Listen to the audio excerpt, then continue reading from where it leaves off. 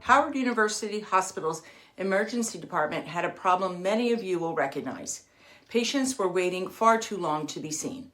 From the moment someone walked through the door or arrived by ambulance, it could be hours before a physician even knew they were there.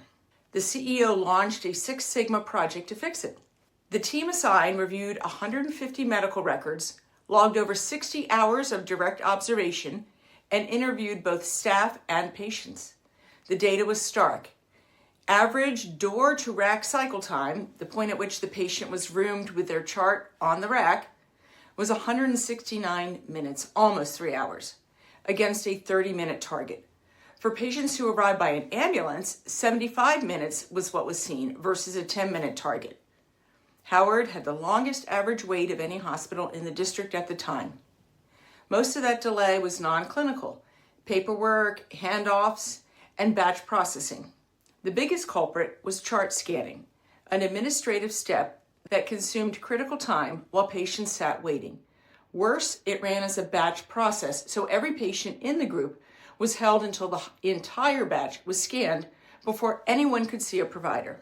Two bottleneck segments stood out: from registration to triage start, and from triage completion to room assignment, which meant the team could drive major improvements without overhauling clinical practices and protocols.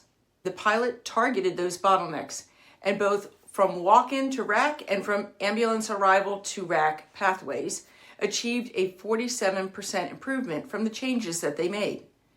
The walk-in to registration to triage dropped from 50 to 27 minutes, over almost half, and the time to assign patients to rooms fell from 25 to 14 minutes.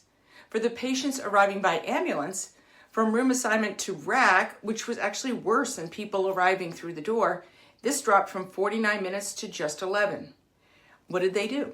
On the clinical side, the team assigned team lead nurses to assist triage, and they adopted a pull until full approach, keeping every bed in the ER occupied at all times, so patients moved continuously through the system instead of waiting in queues.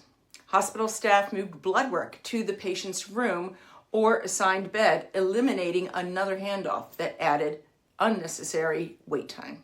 The team also increased capacity by replacing beds with chairs in exam rooms, which worked with the types of patient visits that they were typically seeing.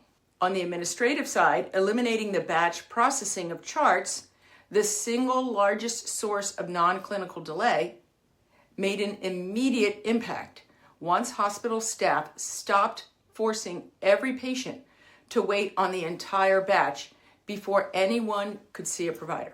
The biggest lesson is that you don't need new technology or bigger budgets to move the needle. Granular data, direct observation, and listening to your people will show you where the real waste lives. If your emergency department struggles with wait times, the Lean Six Sigma approach works. Your people, armed with the right data, will tell you exactly where to start.